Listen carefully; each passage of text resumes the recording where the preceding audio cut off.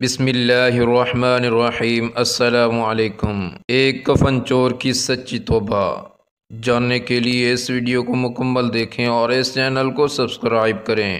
قریشی رحمۃ اللہ کہتے ہیں کہ ایک کفن چور تھا، چنانچہ ایک عورت کا انتقال ہوا۔ جب اس کو کفنا کر لوگ قبر تک لے گئے تو کفن چور نے بھی شرکت کی۔ اس کی شرکت کی وجہ یہ تھی کہ قبر کی شناخت کر کے رات میں قبر کھود کر کفن چرانے میں آسانی ہو۔ جب لوگ دفن کر کے واپس آ گئے اور رات ہوئی تو کفن چور نے قبر کھود کر جب لاش نظر آئی تو اچانک عورت بول پڑی، سبحان اللہ، ایک بخشا ہوا شخص بخشی ہوئی عورت کا کفن چرا رہا ہے۔ کفن چور چونک پڑا اور کہنے لگا، اے عورت، یہ تسلیم ہے کہ تیری مغفرت ہوئی ہے، لیکن میں کیسے مغفور ہو گیا؟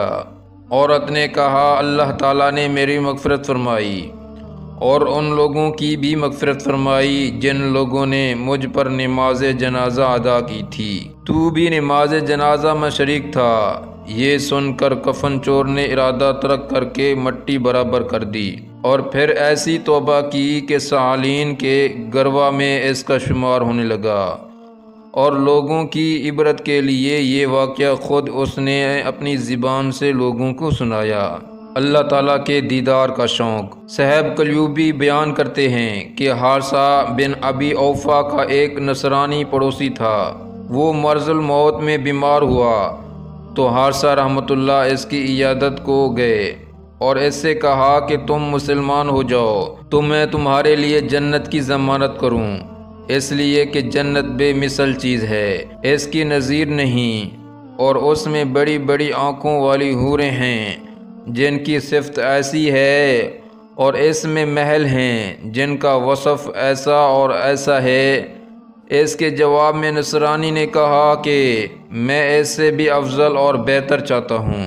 برس حارثہ نے فرمایا کہ اسلام لاؤ کہ میں تمہارے واسطے جنت میں دیدار خداوندی کا ضامن بنوں۔ اس نصرانی نے کہا کہ اب اسلام لاؤں گا، کیونکہ دیدار الہ سے کوئی چیز افضل نہیں ہے۔ چنانچہ وہ مسلمان ہو گیا اور مر گیا۔ اس کے بعد حارثہ رحمۃ اللہ نے اس کو خواب میں دیکھا کہ وہ جنت میں ایک سواری پر ہے۔ حارثہ رحمۃ اللہ نے اس سے کہا کہ تو فلاں شخص ہے؟ اس نے کہا ہاں۔ حارثہ رحمۃ اللہ نے فرمایا کہ اللہ تعالیٰ نے تیرے ساتھ کیا کیا؟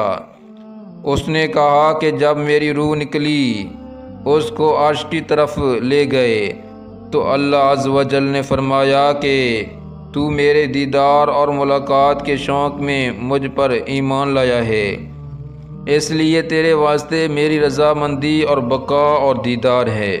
برس حارثہ رحمۃ اللہ نے فرمایا کہ اس نعمت پر اللہ تعالیٰ کا شکر ہے جس کی مدد سے میں نے تجھ پر احسان کیا۔ سبحان اللہ۔ مزید ایسی ویڈیو حاصل کرنے کے لیے ہمارے چینل کو سبسکرائب کریں۔ جزاکم اللہ خیرا۔